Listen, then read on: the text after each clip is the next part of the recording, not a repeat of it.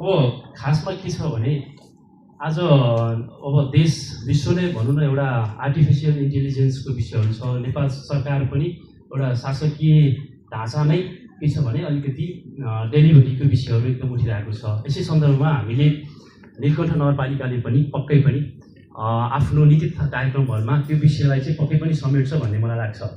त्यो चाहिँ के छ भन्दाखेरि smart municipality, data driven municipality र इनेबल म्युनिसिपालिटीको कन्सेप्टमा जानु भयो भने अहिलेको जुन हाम्रो एउटा कनेक्टिभिटी गभर्मेन्टसँगको सँगै सरकारसँगको कनेक्टिभिटी चाहिँ बन्छ भन्ने मलाई लाग्छ। त्यसको लागि जुन हाम्रो यो नगरपालिकाको यो GIS सिस्टम होइन, डिजिटल ट्याक्सका कुराहरू, अनलाइन सर्भिसको कुराहरू, स्मार्ट गभर्नेन्सका कुराहरू र ओपन डेटा प्रयोग गरेर जसरी काठमाडौँ महानगरपालिकाले गरिरहेको छ होइन, दोलीखेल नगरपालिकाले जुन GIS मा आधारित नक्सा र सम्पत्ति अभिलेखको कार्यक्रमहरू गरिरहेको छ, त्यसलाई चाहिँ हामीले सिको गर्न सक्यौँ भने पक्कै पनि हाम्रो ट्रान्सपेरेन्सीका कुराहरू अघि हाम्रो प्रशासकीय अधिकृत सरले उठाउनु भएको थियो होइन, ट्रान्सपेरेन्सीका कुराहरू, अकाउन्टेबिलिटीका कुराहरू चाहिँ अटोमेटिक आउँछ भन्ने मलाई लाग्छ। सर्भिस डेलिभरीका कुराहरू यसले चाहिँ हामीलाई राजस्वमा पनि अटोमेटिकल्ली नै हामीलाई सपोर्ट गर्छ र हाम्रो सर्भिस डेलिभरीमा पनि चाहिँ एकदमै सहयोग पुग्छ भन्ने लाग्छ। अनि अर्को कुरा हाम्रो ब्याङ्कर्सबाट चाहिँ हाम्रो ध्रुव सरले रेज गर्नुभएको इस्यु चाहिँ एकदमै जेन्युन छ भन्ने मैले फिल गरेर फेरि यसलाई अलिकति थप्न चाहेँ। जुन यो हामी पेस्टल भन्छौँ, political, economical, socio cultural, legal, technical, ecological, जुन यो वातावरणसम्मका कुराहरू, आर्थिक, सामाजिक, राजनीतिक, यी सम्पूर्ण विषयहरूको चाहिँ हाम्रो एउटा जुन नगरपालिकाको इन्टिग्रेटेड डेटा प्रोफाइल एउटा चाहिँ आवश्यक छ भन्ने मलाई लाग्छ है।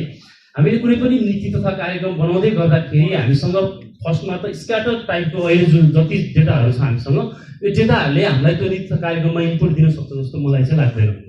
जस्तै युग चाहिँ के भइसक्यो भन्दाखेरि हामी डिजिटल पब्लिक इन्फ्रास्ट्रक्चरको कुरा गरिरहेको छौँ। हरेक सेक्टरलाई चाहिँ इन्टरअपरेबल गरेर अन्तराबद्धता प्रदान गरेर हामी एआईसँग कनेक्ट हुँदैछौँ।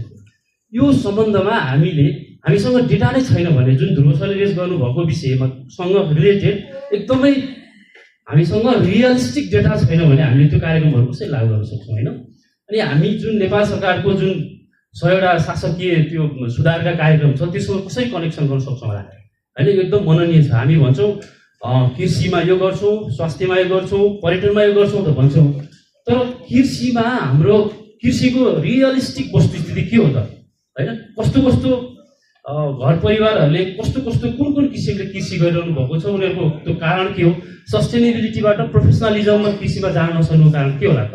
त्यसमा पहिला हामीले गन्थन नगरिकन सुझाव सङ्कलन गऱ्यौँ र चाहिँ सुझावलाई चाहिँ हामीले फेरि बजेटिङको रूपमा चाहिँ दियौँ भने त्यसले के इम्प्लिमेन्टेबल होला है। यस्ता कुराहरू चाहिँ एकदमै जुनुन छ।